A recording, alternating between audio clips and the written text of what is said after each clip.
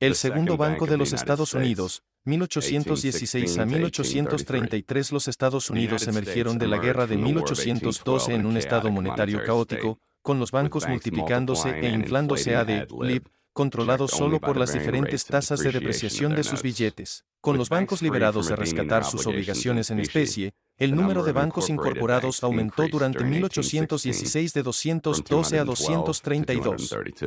Claramente, la nación no podía continuar indefinidamente con la emisión de dinero fiduciario en manos de conjuntos discordantes de bancos individuales. Era evidente que había dos formas de salir del problema. Uno era el camino del dinero duro, que defendían los viejos republicanos y, para sus propios fines, los federalistas. Los gobiernos federal y estatal habrían obligado severamente a los bancos alegres a redimir rápidamente en especie y, cuando la mayoría de los bancos fuera de Nueva Inglaterra no podían, obligarlos a liquidar. De esa manera, la masa de billetes y depósitos depreciados e inflados se habría liquidado rápidamente, y la especie habría vuelto a salir de las hordas y al país para suministrar un medio circulante.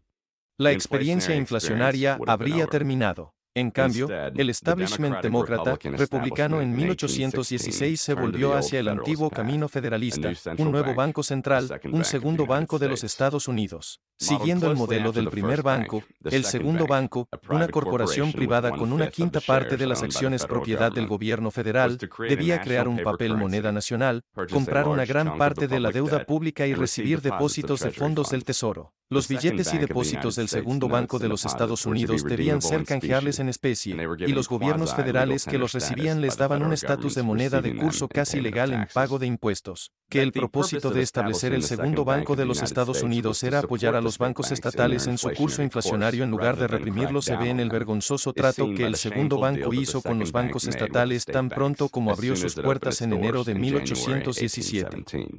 Al mismo tiempo que establecía un nuevo banco en abril de 1816, el Congreso aprobó una resolución de Daniel Webster, en ese momento un campeón federalista del dinero duro, que requería que después del 20 de febrero de 1817, los Estados Unidos aceptaran como pagos de deudas o impuestos solo efectivo, notas del Tesoro, notas del Banco de los Estados Unidos o notas del Banco Estatal canjeables y especie a pedido. En resumen, no se aceptarían billetes de banco estatales irredimibles después de esa fecha. Sin embargo, en lugar de aprovechar la oportunidad para obligar a los bancos a redimir, el segundo Bank of the United States, en una reunión con representantes de los principales bancos urbanos, excluyendo Boston, acordó emitir créditos por valor de $6 millones en Nueva York, Filadelfia, Baltimore y Virginia antes de insistir en los pagos en especie de las deudas que le adeudan los bancos estatales. A cambio de esa inflación masiva acordada, los bancos estatales consintieron amablemente en reanudar los pagos en efectivo. Además, el segundo banco y los bancos estatales acordaron apoyarse mutuamente en cualquier emergencia,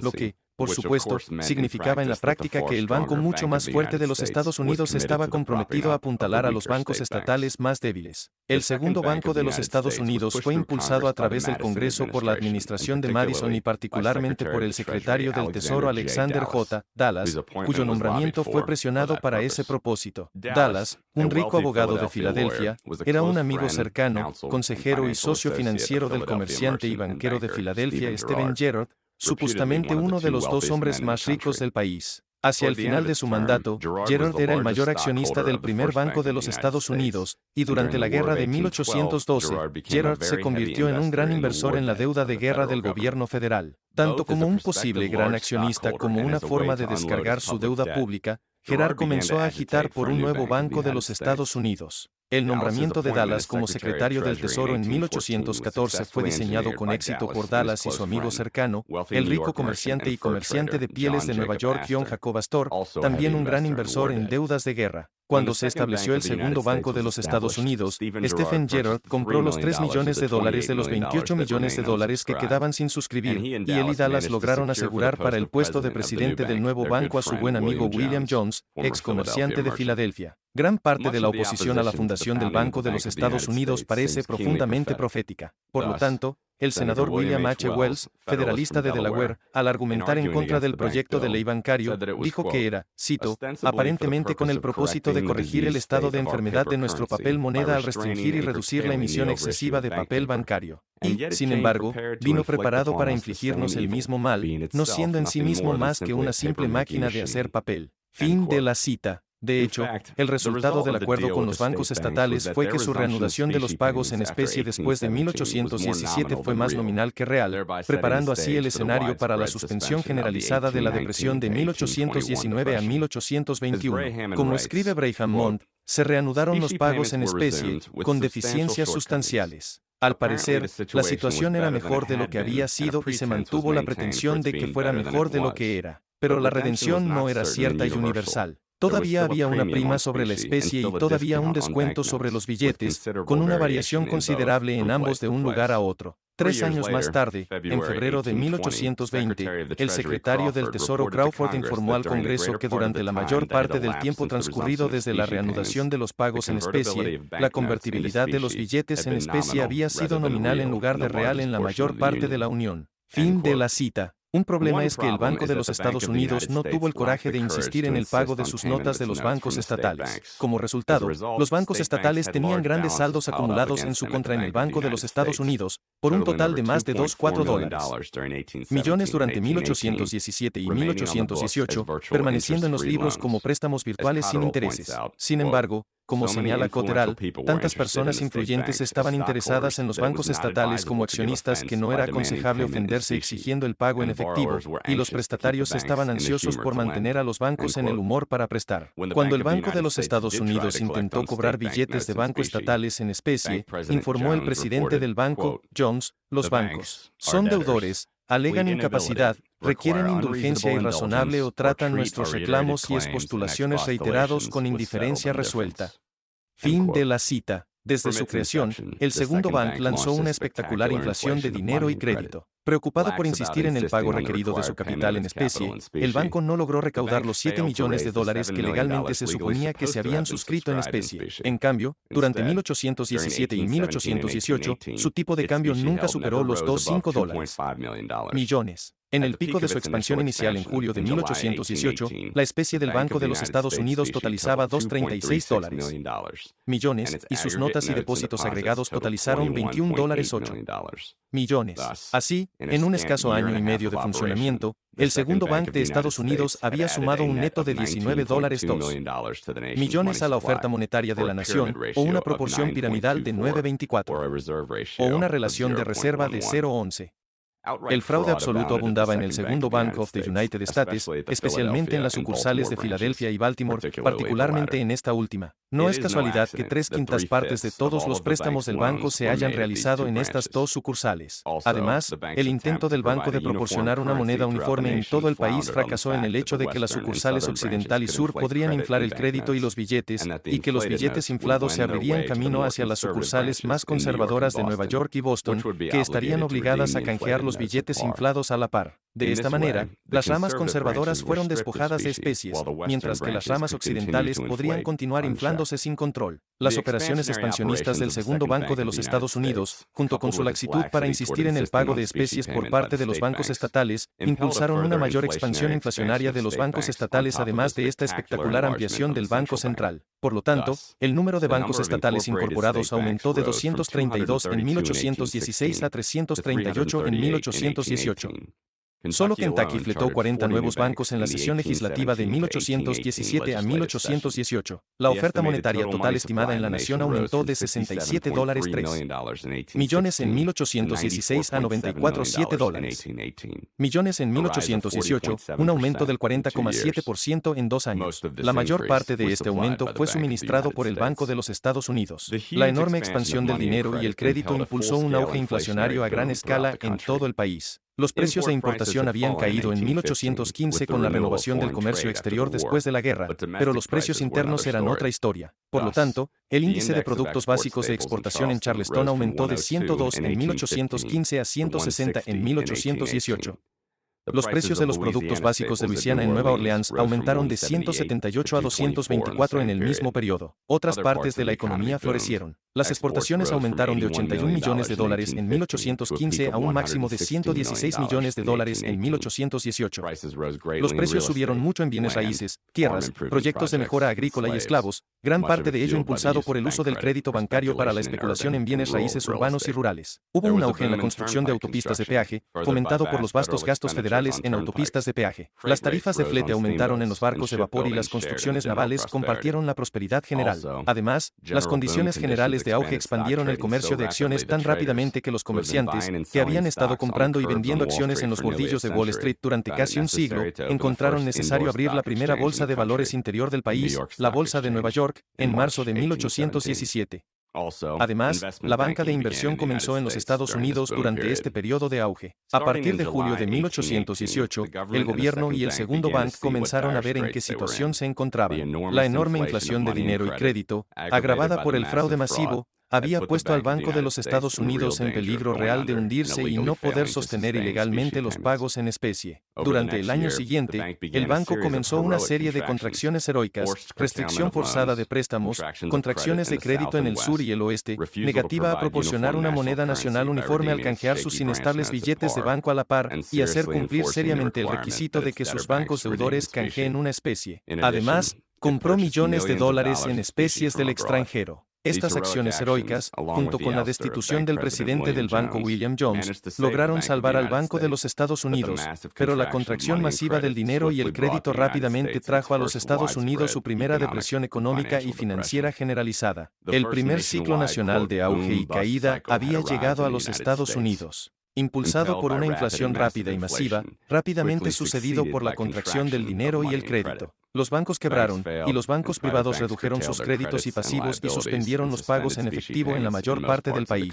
La contracción del dinero y el crédito por parte del Banco de los Estados Unidos fue casi increíble, con un total de notas y depósitos que cayeron de 21 a 9 dólares. Millones en junio de 1818 a 11,5 dólares. Millones solo un año después. De este modo, la oferta monetaria aportada por el Banco de los Estados Unidos se contrajo en no menos de un 47,2% en un año. El número de bancos incorporados en primero permaneció igual y luego cayó rápidamente de 1819 a 1822, cayendo de 341 a mediados de 1819 a 267 3 años después. El total de notas y depósitos de los bancos estatales cayó de un estimado de 72 millones de dólares a mediados de 1818 a 62 millones de dólares. Millones un año después, una caída del 14% en un año. Si sumamos el hecho de que el Tesoro de los Estados Unidos contrajo notas totales del Tesoro de 8,81 dólares.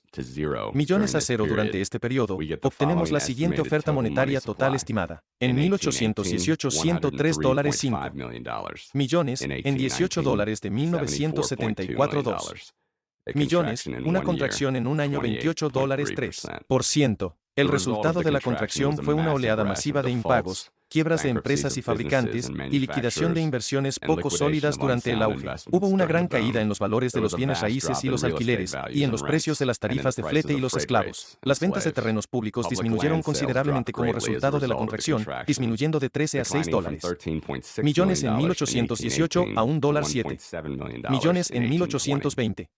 Los precios en general se desplomaron. El índice de productos básicos de exportación cayó de 158 en noviembre de 1818 a 77 en junio de 1819, una caída anualizada del 87,9% durante esos 7 meses. Los productos básicos de exportación de Carolina del Sur cayeron de 160 a 96 de 1818 a 1819, y los precios de los productos básicos en Nueva Orleans cayeron de 200 en 1818 a 119 2 años después. La caída de los ingresos monetarios condujo a una caída precipitada de las importaciones, que cayeron de 122 millones de dólares en 1818 a 87 millones de dólares un año después. Las importaciones de Gran Bretaña cayeron de 43 millones de dólares en 1818 a 14 millones de dólares en 1820, y las importaciones de algodón y lana de Gran Bretaña cayeron de más de 14 millones de dólares cada una en 1818 a aproximadamente 5 millones de dólares cada una en 1820.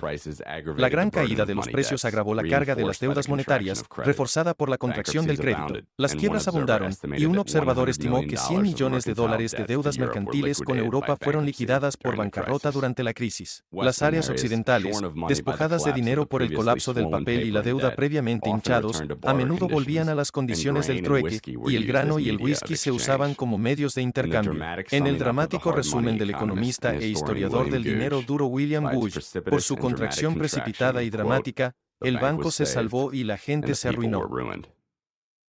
El movimiento jacksoniano y la guerra bancaria de las amargas experiencias del pánico de 1819 surgieron los inicios del movimiento jacksoniano, dedicado al dinero duro, la erradicación de la banca de reserva fraccionaria en general y del Banco de los Estados Unidos en particular. El propio Andrew Jackson, el senador Thomas Hart, el viejo lingote Benton de Missouri, el futuro presidente James K. Polk de Tennessee y los economistas jacksonianos Amos Kendall de Kentucky y Candy Rigoa de Filadelfia, se convirtieron al dinero duro y al 100% de la banca de reserva por la experiencia del pánico de 1819. Los jacksonianos adoptaron, o en algunos casos fueron pioneros en, el análisis de la escuela monetaria, que culpó de los ciclos de auge y caída a las expansiones inflacionarias seguidas de contracciones del crédito bancario. Lejos de ser los ignorantes que la mayoría de los historiadores han descrito, los jacksonianos estaban inmersos en el conocimiento de la economía sólida, particularmente de la escuela monetaria ricardiana. De hecho, ningún movimiento en la política estadounidense ha sido tan flagrantemente incomprendido por los historiadores como los jacksonianos. Enfáticamente no eran, como los historiadores han descrito hasta hace poco, agrarios anticapitalistas ignorantes o representantes de la clase empresarial en ascenso o herramientas de los bancos estatales inflacionarios, o encarnaciones de un movimiento anticapitalista proletario temprano o un grupo de poder no ideológico o una máquina electoral. Los jacksonianos eran libertarios, simple y llanamente. Su programa e ideología eran libertarios. Favorecían fuertemente la libre empresa y el libre mercado, pero se oponían con la misma fuerza a los subsidios especiales y los privilegios monopólicos transmitidos por el gobierno a las empresas o a cualquier otro grupo. Estaban a favor de un gobierno absolutamente mínimo, ciertamente a nivel federal, pero también a nivel estatal. Creen que los gobiernos deberían limitarse a defender los derechos de propiedad privada. En la esfera monetaria, esto significó la separación del gobierno del sistema bancario y un cambio de papel moneda inflacionario y banca de reserva fraccionaria a especies puras y bancos confinados al 100% de reservas. Sin embargo, para poner en práctica este programa, los jacksonianos se enfrentaron a la ardua tarea de crear un nuevo partido a partir de lo que se había convertido en un sistema de partido único después de la guerra de 1812, en la que los demócratas, republicanos habían terminado adoptando el programa federalista, incluido el restablecimiento del Banco de los Estados Unidos. El nuevo partido, el Partido Demócrata, fue forjado en gran parte a mediados de la década de 1820 por el líder político neoyorquino Martin Van Buren, recién convertido por el anciano Thomas Jefferson a la causa del laissez-faire. Van Buren cimentó una alianza con Thomas Hart Benton de Missouri y los viejos republicanos de Virginia, pero necesitaba un líder carismático que le quitara la presidencia a Adams y a lo que se estaba conociendo como el Partido Republicano Nacional. Encontró a ese líder en Andrew Jackson, quien fue elegido presidente bajo la bandera de los Nuevos Demócratas en 1828. Los jacksonianos finalmente lograron poner en práctica varias partes de su programa económico gubernamental mínimo y de libre mercado, incluida una reducción drástica de los aranceles y, por primera y probablemente última vez en la historia de Estados Unidos, el pago de la deuda federal. Pero su mayor concentración estaba en el tema del dinero y la banca. Aquí tenían un programa coherente, que procedieron a instalar en etapas rápidamente sucesivas. El primer paso importante fue abolir la banca central, en la opinión de Jacksonian, el principal culpable inflacionario. El objetivo no era eliminar el Banco de los Estados Unidos para liberar a los bancos estatales para la expansión inflacionaria, sino, por el contrario, eliminar la principal fuente de inflación antes de proceder, a nivel estatal, a deshacerse de la banca de reserva fraccionaria. La Carta Constitutiva del Banco de los Estados Unidos se renovó en 1836, pero Jackson denunció al banco en su primer mensaje anual en 1829. El imperioso Nicholas Biddle, jefe del segundo banco, decidió precipitar un enfrentamiento con Jackson antes de su esfuerzo de reelección, por lo que Biddle solicitó la renovación a principios de 1831.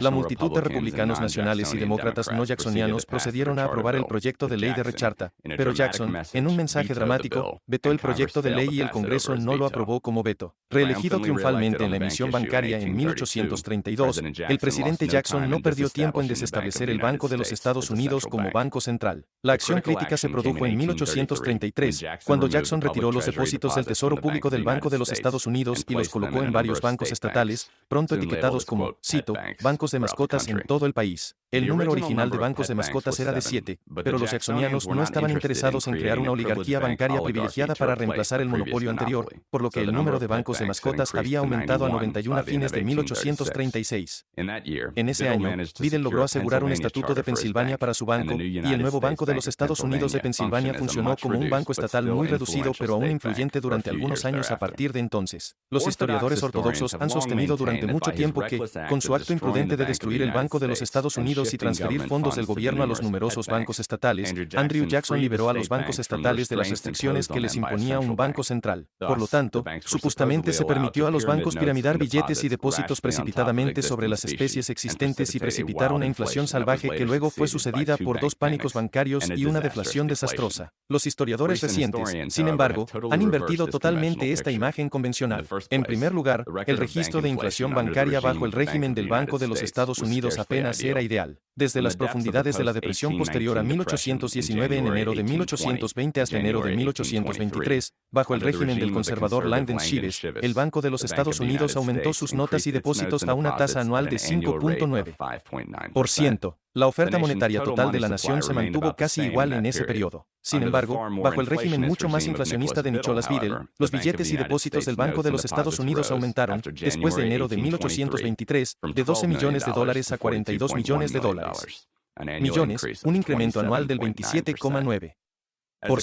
Como consecuencia de que esta base de la pirámide bancaria se inflara tan bruscamente, la oferta monetaria total durante este periodo aumentó de $81 millones a $155 millones, un aumento anual del 10,2%. Está claro que la fuerza impulsora de la expansión monetaria fue el Banco de los Estados Unidos, que actuó como una fuerza inflacionaria en lugar de una fuerza restrictiva sobre los bancos estatales. Mirando las cifras de otra manera, los datos de 1823 representaban una relación piramidal de pasivos monetarios a especie de 3,86. 1 por parte del Banco de los Estados Unidos y 4 por parte del sistema bancario en su conjunto, o ratios de reserva respectivos de 0,26 y 0,25. En 1832, por el contrario, el índice de reservas del Banco de los Estados Unidos había caído a 0,17 y el país en su conjunto a 0,15.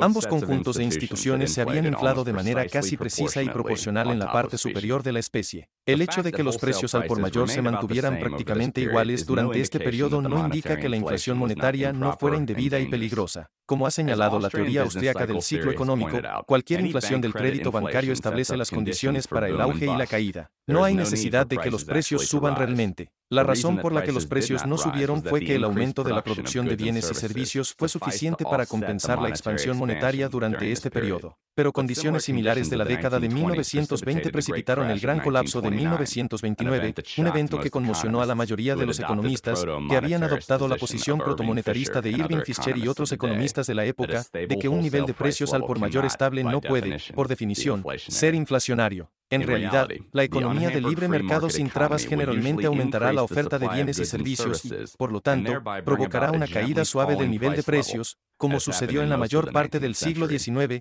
excepto en tiempos de guerra. ¿Cuáles son, entonces, las consecuencias de la eliminación de los depósitos por parte de Jackson? ¿Qué hay del hecho de que los precios al por mayor aumentaron de 84 en abril de 1834 a 131 en febrero de 1837, un notable aumento del 52% en poco menos de 3 años? ¿No fue ese auge debido a la abolición de la banca central? El profesor Temmon ha proporcionado una excelente inversión de la explicación ortodoxa del auge de la década de 1830 y, de hecho, del pánico resultante. 1. Señala que la inflación de precios realmente comenzó antes, cuando los precios al por mayor alcanzaron un mínimo de 82 en julio de 1830 y luego aumentaron un 27% en 3 años para llegar a 99 en el otoño de 1833.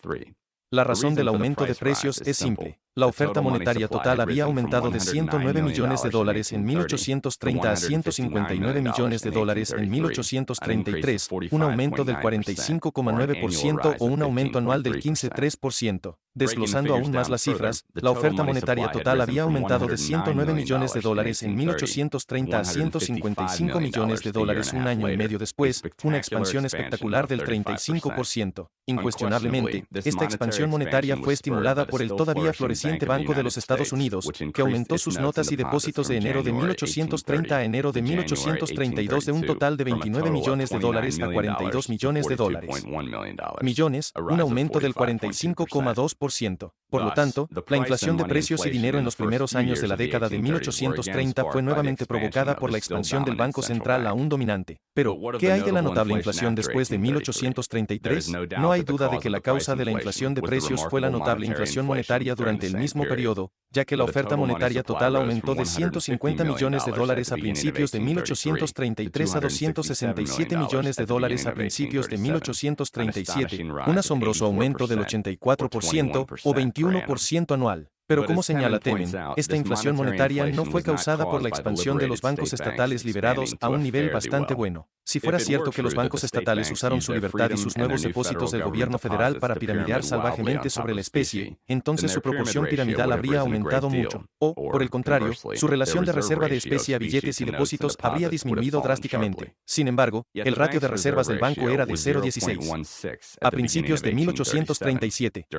Durante los años intermedios, el coeficiente de reserva nunca estuvo por debajo de esta cifra, pero esto significa que los bancos estatales no hicieron más piramidales después de la creación del Banco de los Estados Unidos como banco central de lo que habían hecho antes. Los historiadores convencionales, creyendo que el Banco de los Estados Unidos debe haber restringido la expansión de los bancos estatales, naturalmente asumieron que eran hostiles al Banco Central. Pero ahora Gene Wilson ha descubierto que los bancos estatales apoyaron abrumadoramente al Banco de los Estados Unidos. Hemos descubierto que Nicholas Biddle tenía razón cuando dijo que los bancos estatales en general son amigables. Específicamente, solo en Georgia, Connecticut y Nueva York hubo evidencia positiva de hostilidad. La mayoría de los bancos estatales en algunos estados del sur, como Carolina del Norte y Alabama, dieron un fuerte apoyo al banco, al igual que los estados del suroeste de Luisiana y Mississippi. Dado que Virginia brindó cierto apoyo, podemos afirmar que los bancos estatales en el sur y suroeste en su mayor parte apoyaron al banco. Nueva Inglaterra, contrariamente a lo esperado, mostró a los bancos de Vermont y New Hampshire detrás del banco, pero el apoyo de Massachusetts fue tanto cualitativa como cuantitativamente débil. Todos los bancos de los estados intermedios apoyaron al Segunda Bank,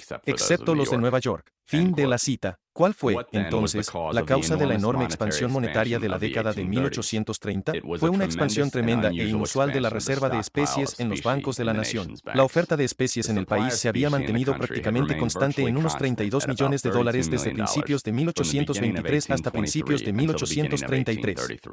Pero la proporción de especies con respecto a los billetes de banco, mantenidos por el público como dinero, se redujo durante este periodo del 23% al 5%, de modo que más especies fluyeron del público a los bancos para alimentar la expansión monetaria relativamente moderada de la década de 1820. Pero a partir de principios de 1833, la especie total en el país aumentó rápidamente de $31 millones a $73 millones a principios de 1837 para un aumento del 141,9% o 35,5% anual. Por lo tanto, a pesar de que la creciente desconfianza en los bancos llevó al público a retirar algo de efectivo de ellos, de modo que el público ahora tenía el 13% de su dinero en efectivo en lugar del 5%, los bancos pudieron aumentar sus notas y depósitos precisamente a la misma tasa que la expansión del efectivo que fluye hacia sus arcas. Por lo tanto, la administración Jackson está absuelta de la culpa de la inflación de 1833 a 1837. En cierto sentido, los bancos estatales también lo son. Ciertamente, apenas actuaron como si estuvieran, cito, liberados por la desaparición del Banco de los Estados Unidos. En cambio, simplemente aumentaron sus emisiones de dinero proporcionalmente con un gran aumento de especies. Por supuesto, el sistema bancario básico de reserva fraccionaria apenas está exento de responsabilidad, ya que de lo contrario la expansión monetaria en términos absolutos no habría sido tan grande. El enorme aumento de la especie fue el resultado de dos factores. En primer lugar, una gran afluencia de monedas de plata de México, y en segundo lugar, el fuerte corte en la exportación habitual de plata a Oriente. Esto último se debió a los aumentos sustanciales en la compra de opio por parte de China en lugar de plata del extranjero. La afluencia de plata fue el resultado de la inflación del papel moneda por parte del gobierno mexicano, lo que llevó a las monedas de plata mexicanas a los Estados Unidos, donde circularon como moneda de curso legal. La afluencia de moneda mexicana se ha atribuido a un posible aumento en la productividad de las minas mexicanas, pero esto tiene poco sentido ya que la afluencia se detuvo permanentemente ya en 1837.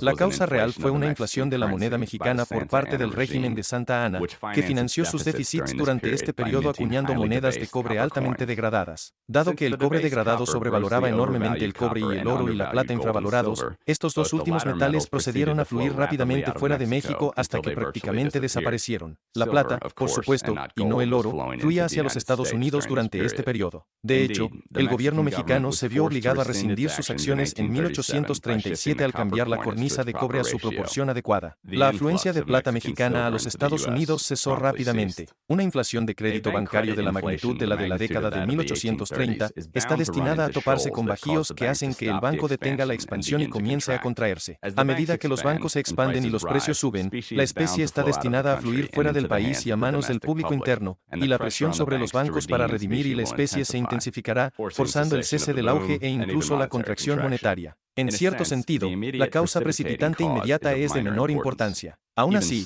la administración Jackson ha sido injustamente culpada de precipitar el pánico de 1837 al emitir la circular de especies en 1836.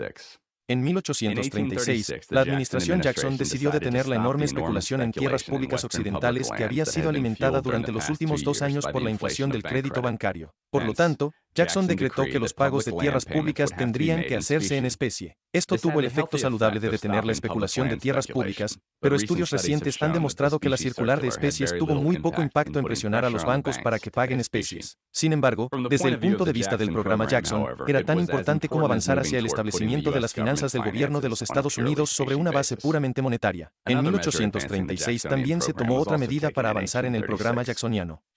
Jackson, avergonzado de que el gobierno hubiera acumulado un enorme superávit presupuestario durante sus 8 años en el cargo, ordenó al Tesoro que distribuyera el superávit proporcionalmente a los estados. La distribución se hizo en pagarés presumiblemente pagaderos en especie. Pero, de nuevo, Temen ha demostrado que la distribución tuvo poco impacto en los movimientos de especies entre bancos y, por lo tanto, en ejercer una presión contractiva sobre ellos. ¿Cuál fue, entonces, el factor precipitante que desencadenó el pánico de 1837? Temen argumenta plausiblemente que el Banco de Inglaterra, preocupado por la inflación en Gran Bretaña y la consiguiente salida de oro, ajustó la oferta monetaria y elevó las tasas de interés en la segunda mitad de 1836.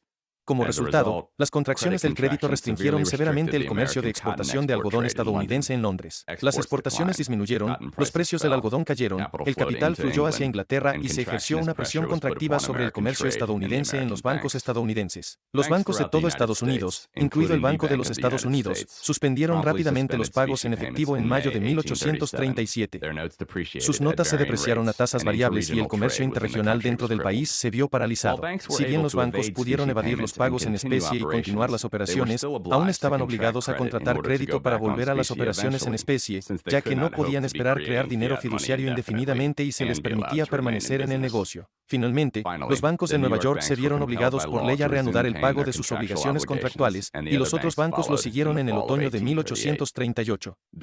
Durante el año 1837, la oferta monetaria cayó de $276 millones a $232 millones, una gran caída del 15,6% en un año. La especie total en el país continuó aumentando en 1837 hasta $88 millones, pero la creciente desconfianza pública en los bancos, reflejada en un aumento en la proporción de dinero en una especie del 13% al 23%, ejerció suficiente presión sobre los bancos para forzar la contracción. El índice de reservas del banco aumentó de 0,16 para 0,2. En respuesta a la contracción monetaria, los precios al por mayor cayeron precipitadamente en más del 30% en 7 meses, disminuyendo de 131 en febrero de 1837 a 98 en septiembre de ese año. En 1838, la economía revivió. Gran Bretaña reanudó el crédito fácil ese año, los precios del algodón subieron y comenzó un auge de corta duración. La confianza del público en los bancos volvió imprudentemente cuando reanudaron el pago en efectivo, y como resultado, la oferta monetaria aumentó ligeramente durante el año y los precios aumentaron en un 25%, pasando de 98 en septiembre de 1837 a 125 en febrero de 1839. Liderando el auge de 1838 estaban los gobiernos estatales, quienes, al encontrarse con la inesperada ganancia inesperada de un excedente distribuido del gobierno federal, procedieron a gastar el dinero salvajemente y a pedir prestado aún más extravagantemente en obras públicas y otras reformas antieconómicas de, cito, inversión. Pero los gobiernos estatales se involucraron en planes precipitadamente optimistas de que sus obras públicas serían financiadas en gran medida por Gran Bretaña y otros países, y el auge del algodón del que dependían estas esperanzas se derrumbó nuevamente en 1839. Los estados tuvieron que abandonar sus proyectos en masa. Los precios del algodón disminuyeron y se ejerció una fuerte presión contractiva sobre el comercio. Además, el Banco de los Estados Unidos, con sede en Filadelfia, había invertido mucho en la especulación del algodón, y la caída del precio del algodón obligó al Banco de los Estados Unidos, una vez más, a suspender los pagos en octubre de 1839. Esto desencadenó una ola de suspensiones bancarias generales en el sur y el oeste, pero esta vez los bancos de Nueva York y Nueva Inglaterra continuaron redimiendo sus obligaciones en especie. Finalmente, el Banco de los Estados Unidos, que había desempeñado por última vez un papel destacado en la generación de una recesión y una crisis monetaria, se vio obligado a cerrar sus puertas 2 años después. Con la crisis de 1839, siguieron 4 años de deflación monetaria y de precios masiva. Los bancos insolventes fueron finalmente eliminados. Se liquidaron las inversiones poco sólidas generadas en el boom. El número de bancos durante estos 4 años se redujo en un 23%. La oferta monetaria cayó de $240 millones a principios de 1839 a $158 millones en 1843, una caída aparentemente catastrófica del 34% o el 8,5% anual. Los precios cayeron aún más, de 125 en febrero de 1839 a 67 en marzo de 1843, una tremenda caída del 42% o 15% por año. Durante el auge, como hemos indicado, los gobiernos estatales se endeudaron mucho, emitiendo bonos para pagar obras públicas derrochadoras. En 1820, el endeudamiento total de los estados americanos era de unos modestos $12,8 millones. En 1830, aumentó a $26,5 millones, pero luego comenzó a escalar, llegando a $66,5 millones en 1835 y se disparó a $170 millones en 1839.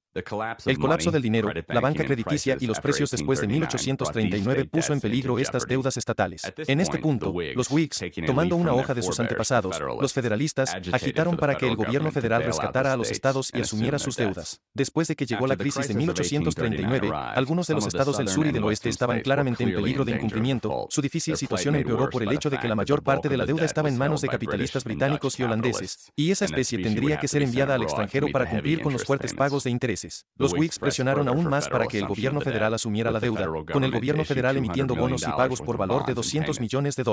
Además, los banqueros británicos presionaron severamente a Estados Unidos para que asumiera las deudas estatales si esperaba obtener más préstamos en el extranjero. El pueblo estadounidense, sin embargo, rechazó la ayuda federal, incluidos incluso los ciudadanos de los estados en dificultades, y el advenimiento de la administración Polk puso fin a cualquier perspectiva de ayuda federal. Los británicos notaron con asombro que el estadounidense promedio estaba mucho más preocupado por sus deudas personales con otras personas y bancos que por las deudas de su estado. De hecho, la gente estaba muy dispuesta a que los estados repudiaran sus deudas de plano, demostrando una percepción astuta del curso imprudente que los estados habían tomado. La respuesta típica estadounidense al problema de que los capitalistas extranjeros ya no prestaban más a los estados fue la aguda réplica: bueno, ¿a quién le importa si no lo hacen? Ahora, como comunidad, estamos endeudados y apenas podemos pagar los intereses.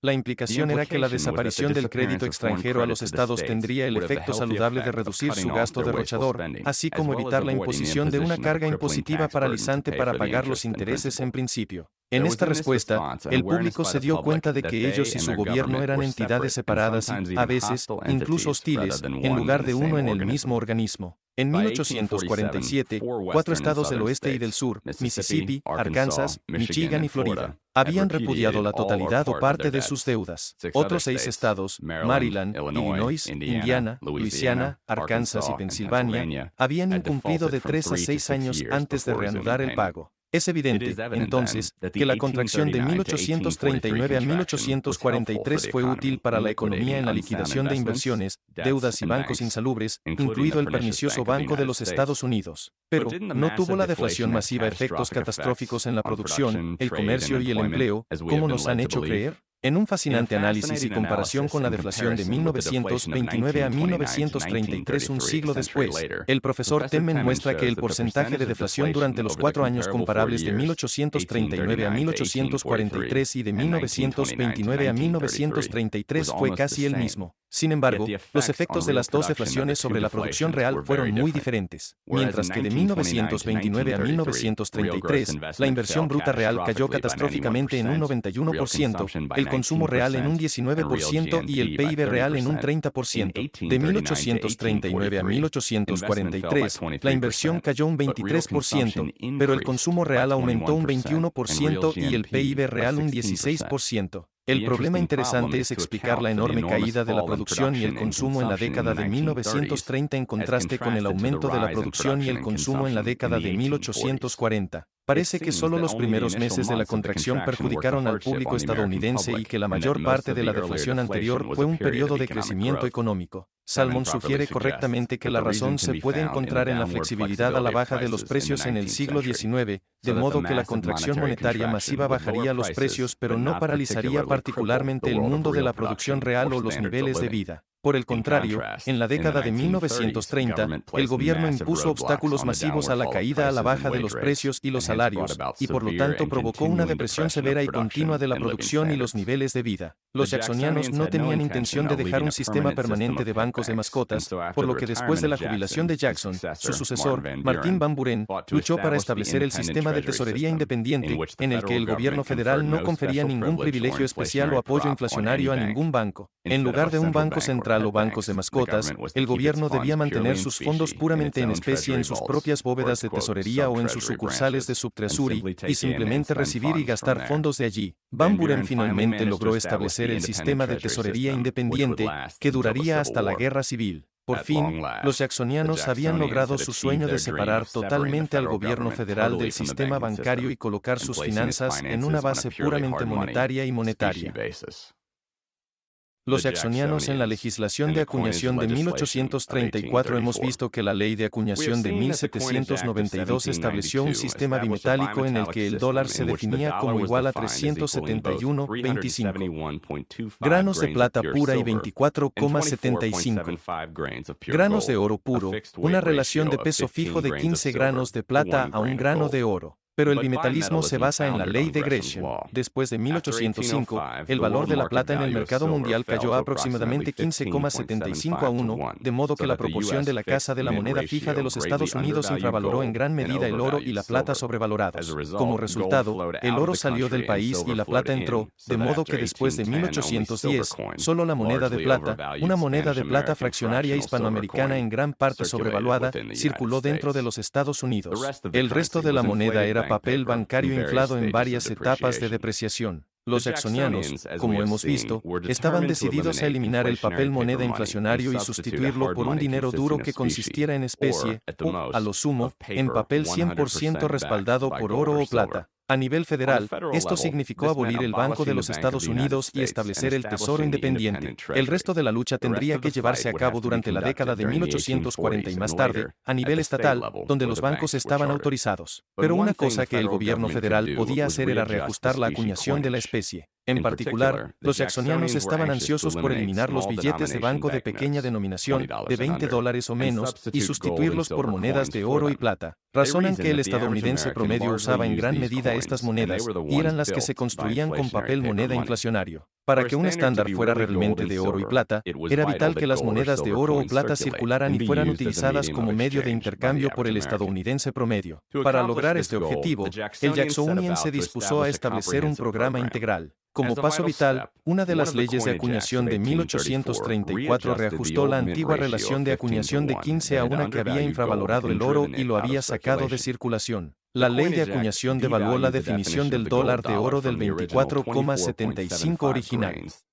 Granos a 23,2 granos, una degradación del oro en un 6,26%. El dólar de plata se dejó en el peso anterior de 371,25 granos, de modo que la relación de acuñación entre plata y oro se fijó ahora en una relación de 16 a 1, reemplazando la antigua de 15 a 1. Fue desafortunado que los jacksonianos no apreciaran la plata a 396 granos en lugar de degradar el oro, ya que esto sentó un precedente para la degradación que plagaría a Estados Unidos en 1933 y después. La nueva relación de 16 a 1, sin embargo, ahora infravaloraba la plata y el oro sobrevalorado, ya que la relación del mercado mundial había sido de aproximadamente 15,79 a 1 en los años anteriores a 1834.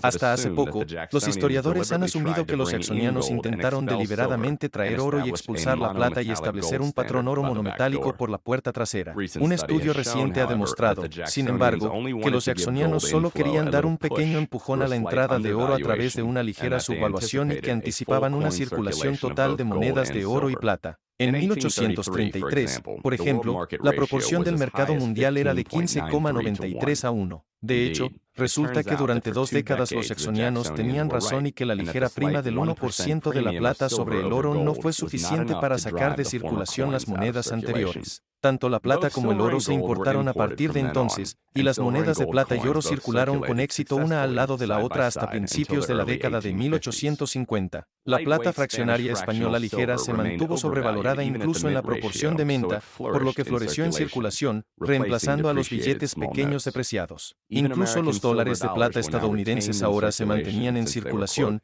ya que estaban protegidos y mantenidos circulando por la presencia de nuevos dólares de plata mexicanos de gran peso, que se exportaban en su lugar. Con el fin de estimular la circulación de monedas de oro y plata en lugar de billetes de papel, los jacksonianos también aprobaron 2 monedas complementarias en 1834. Los jacksonianos no eran nacionalistas monetarios, la especie era la especie, y no veían ninguna razón para que las monedas de oro o plata extranjeras no circularan con los mismos privilegios que las monedas acuñadas en Estados Unidos. Por lo tanto, los jacksonianos, en 2 medidas separadas, legalizaron la circulación de todas las monedas extranjeras de plata y oro, y florecieron en circulación hasta la década de 1850. Un tercer paso en el programa de acuñación de Jacksonian fue establecer sucursales de casas de moneda estadounidenses para acuñar el oro encontrado en minas recién descubiertas en Georgia y Carolina del Norte. La administración Jackson finalmente logró que el Congreso lo hiciera en 1835, cuando estableció sucursales de casas de moneda para acuñar oro en Carolina del Norte y Georgia, y plata en oro en Nueva Orleans. Finalmente, a nivel federal, los jacksonianos buscaron imponer un impuesto a los billetes de banco pequeños y evitar que el gobierno federal mantuviera sus depósitos en bancos estatales, emitiera billetes pequeños o aceptara billetes de banco pequeños en impuestos. No tuvieron éxito, pero el Tesoro Independiente eliminó el depósito público en los bancos estatales y la circular de especies, como hemos visto, detuvo la recepción de billetes para la venta de tierras públicas. A partir de 1840, la batalla del dinero duro se libraría a nivel estatal. A principios de la década de 1850, la ley de Gresham finalmente alcanzó el ídolo bimetálico que los jacksonianos habían forjado en la década de 1830, reemplazando el anterior monometalismo de plata de facto. El repentino descubrimiento de extensas minas de oro en California, Rusia y Australia aumentó enormemente la producción de oro, alcanzando un pico a principios de la década de 1850. Desde la década de 1720 hasta la de 1830, la producción mundial de oro anual promedió $12.8 millones, nunca se alejó de esa norma. Luego, la producción mundial de oro aumentó a un promedio anual de $38.2 millones en la década de 1840 y aumentó a un máximo de $155 millones en 1853. La producción mundial de oro luego cayó constantemente desde ese pico a un promedio anual de $139.9 millones en la década de 1850 y a $114.7 millones de 1876 a 1890. No superaría este pico hasta la década de 1890. La consecuencia del estallido de la producción de oro fue, por supuesto, una caída en el precio del oro en relación con la plata en el mercado mundial. La proporción de plata y oro disminuyó de 15,97 en enero de 1849 a un promedio de 15,7 en 1850 a 15,46 en 1851 y a un promedio de 15,32 a 1 en los 8 años de 1853 a 1860. Como resultado, la prima de mercado de los dólares de plata estadounidenses sobre el oro aumentó rápidamente por encima del margen del 1%, que era el costo estimado de enviar monedas de plata al extranjero. Esa prima, que había rondado el 1% desde mediados de la década de 1830, aumentó repentinamente al 4,5% a principios de 1851, y después de caer a alrededor del 2% a principios de 1852, se recuperó y se mantuvo en el nivel del 4 al 5%. El resultado fue una rápida desaparición de la plata del país, las monedas más pesadas y, por lo tanto, más infravaloradas desaparecieron en primer lugar. Los dólares españoles, que contenían entre un 1 y un 5% más de plata que los dólares estadounidenses, obtuvieron una prima del 7% y ocuparon el primer lugar. Luego fueron los dólares de plata estadounidenses de peso completo y, después de eso, las monedas de plata fraccionarias estadounidenses, que tenían una prima del 4% en el otoño de 1852.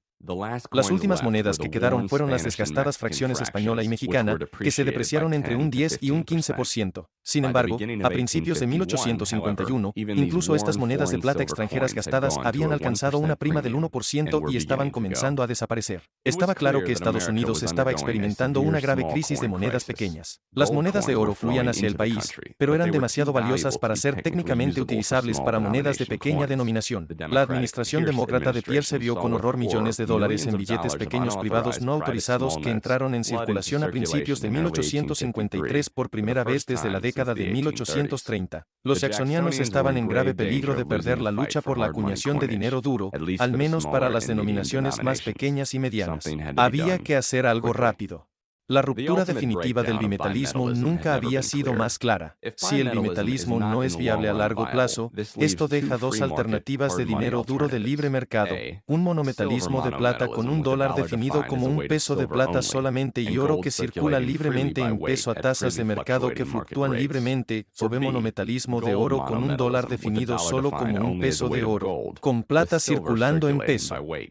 Cada uno de estos es un ejemplo de lo que se ha llamado estándares paralelos o metalismo libre de cotizaciones, en el que se permite que dos o más monedas de metal fluctúen libremente dentro de la misma área y se intercambien a precios de mercado libre. Como hemos visto, la América colonial fue un ejemplo de tales estándares paralelos, ya que las monedas extranjeras de oro y plata circulaban libremente y a precios de mercado fluctuantes. Los Estados Unidos podrían haber aprovechado esta oportunidad de crisis monetaria para ir en cualquier versión de un estándar paralelo. Aparentemente, sin embargo, pocos pensaron en hacerlo. Otra solución viable, aunque inferior, al problema del bimetalismo fue establecer un sistema monometálico, ya sea de facto o de día, con el otro metal circulando en forma de monedas ligeras y, por lo tanto, sobrevaloradas o, mejor dicho, simbólicas. El monometalismo de plata fue inmediatamente inviable ya que fluía rápidamente fuera del país y porque el oro, al ser mucho más valioso que la plata, técnicamente no podía funcionar fácilmente como una moneda subsidiaria liviana. La única solución factible, entonces, dentro de un marco monometálico, era hacer del oro el estándar básico y dejar que las monedas de plata, esencialmente simbólicas y altamente sobrevaloradas, funcionaran como pequeñas monedas subsidiarias. Ciertamente, si no se adoptara un estándar paralelo, la última solución sería mucho mejor que permitir que los billetes en papel depreciados funcionen como moneda pequeña. Bajo la presión de la crisis, el Congreso decidió en febrero de 1853 mantener el estándar bimetálico de jure, pero adoptar un estándar monometálico de oro de facto, con monedas de plata fraccionarias circulando como moneda de curso legal subsidiaria deliberadamente sobrevaluada hasta un máximo de solo $5. Las monedas de plata fraccionarias se rebajaron en 6,91%. Con la plata al mando de una prima de mercado de alrededor del 4% sobre el oro, esto significaba que la plata fraccionaria era la base del 3% por debajo del oro. A esa tasa de depreciación, la plata fraccionaria no se sobrevaloró en relación con el oro y permaneció en circulación. En abril, los nuevos cuartos de dólar subsidiarios demostraron ser populares y a principios de 1854, el problema de la escasez de monedas pequeñas en Estados Unidos había terminado. Al rechazar las propuestas de abandonar por completo el monometalismo del oro o de mantener el sistema bimetálico existente, el Congreso estaba eligiendo un patrón oro temporalmente, pero manteniendo abiertas sus opciones. El hecho de que continuara con el antiguo dólar solar con todo su cuerpo, el dólar de cotización de nuestros padres, demuestra que de ninguna manera se descartaba un eventual regreso al bimetalismo de facto, aunque la ley de Gresham no podía mantener en circulación el dólar de plata estadounidense. En 1857, una parte importante del programa de acuñación jacksoniano fue derogada cuando el Congreso,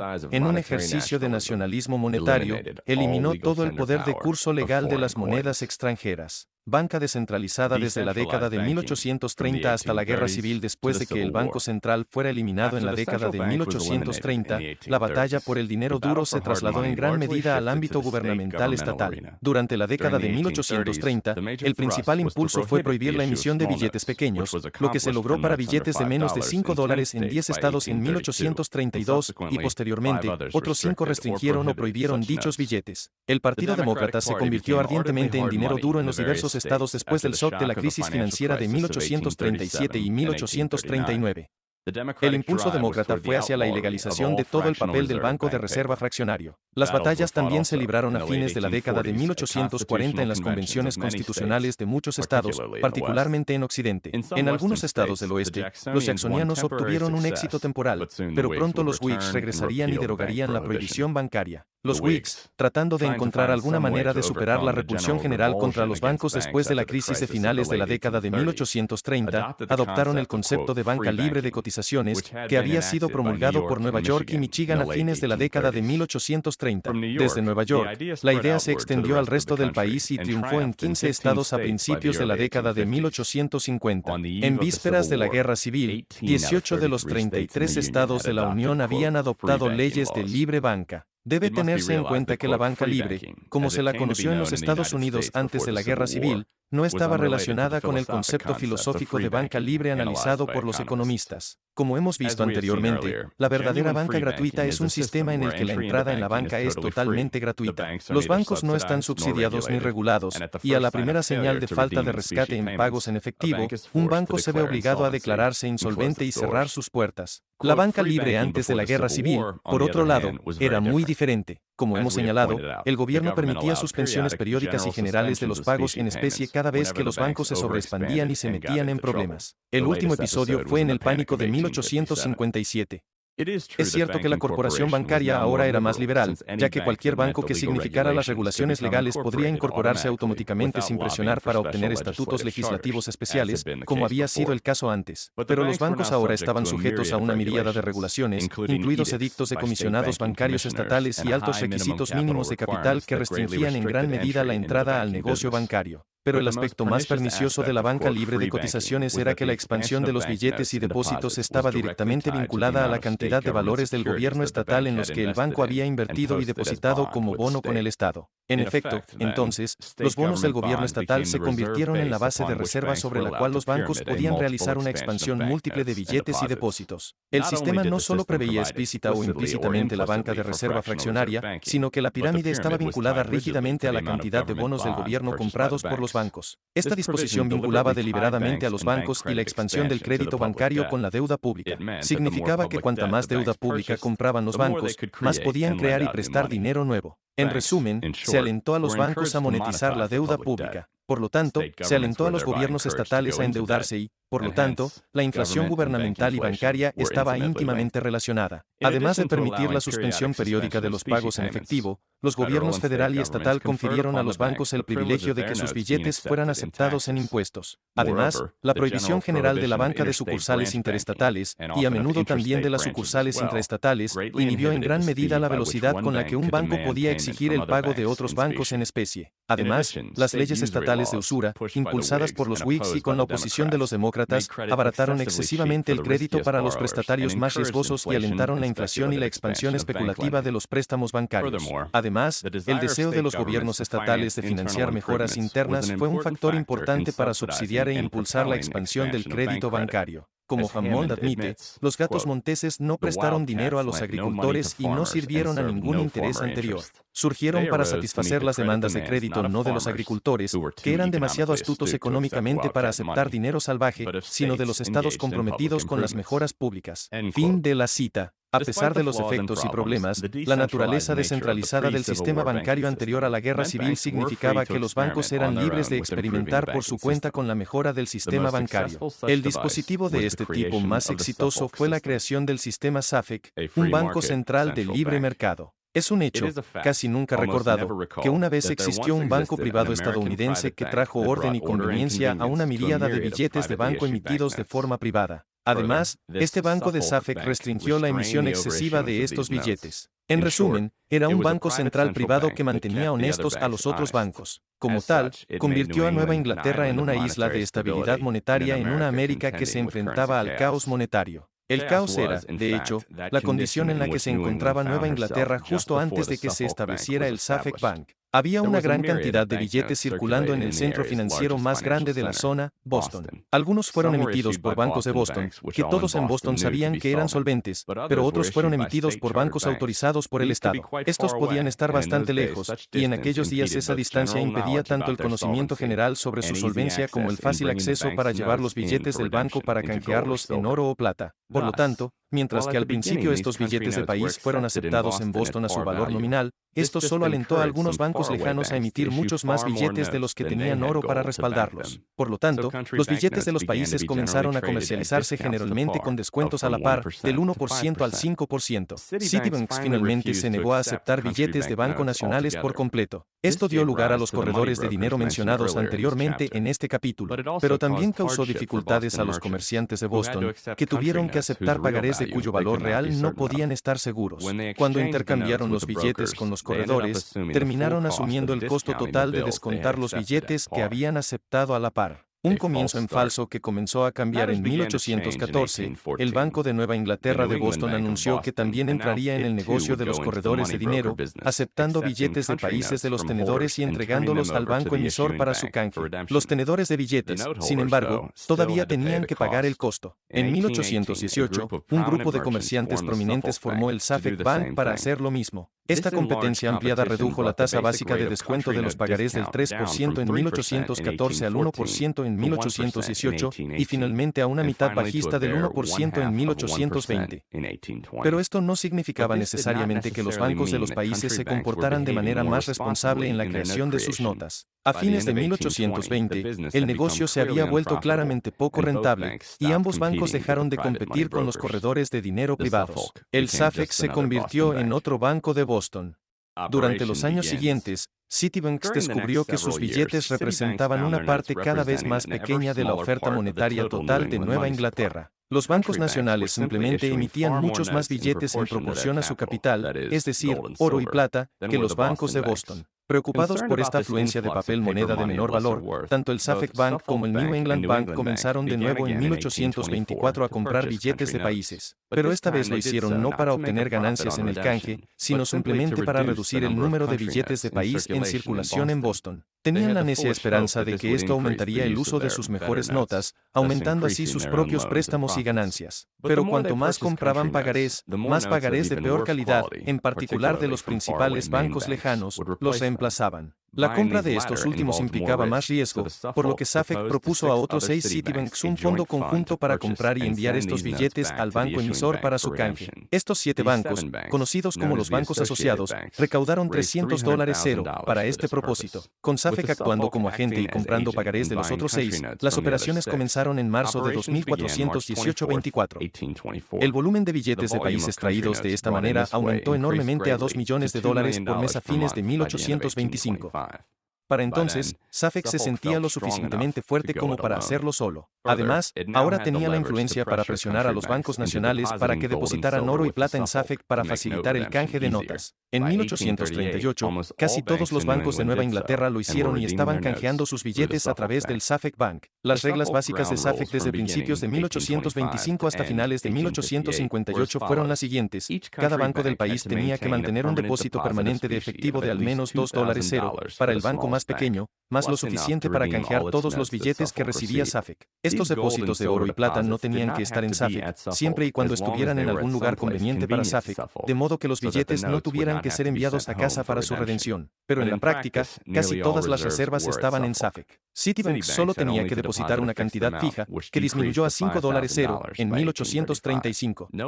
No se pagaron intereses sobre ninguno de estos depósitos, pero, a cambio, los Suffolk comenzaron a realizar un servicio invaluable. Acordó aceptar a la par todos los billetes que recibió como depósitos de otros bancos de Nueva Inglaterra en el sistema, y acreditar las cuentas del banco depositante al día siguiente, con el Suffolk actuando como un banco de compensación de cotizaciones, aceptando, clasificando y acreditando billetes de banco. Ahora era posible que cualquier banco de Nueva Inglaterra aceptara los billetes de cualquier otro banco, sin importar cuán lejos y al valor nominal. Esto redujo drásticamente el tiempo y el inconveniente de solicitar a cada banco por separado el canje de especies. Además, se difundió la certeza de que los billetes de los bancos miembros de Suffolk se valorarían a la par. Lo difundió primero entre otros banqueros y luego al público en general.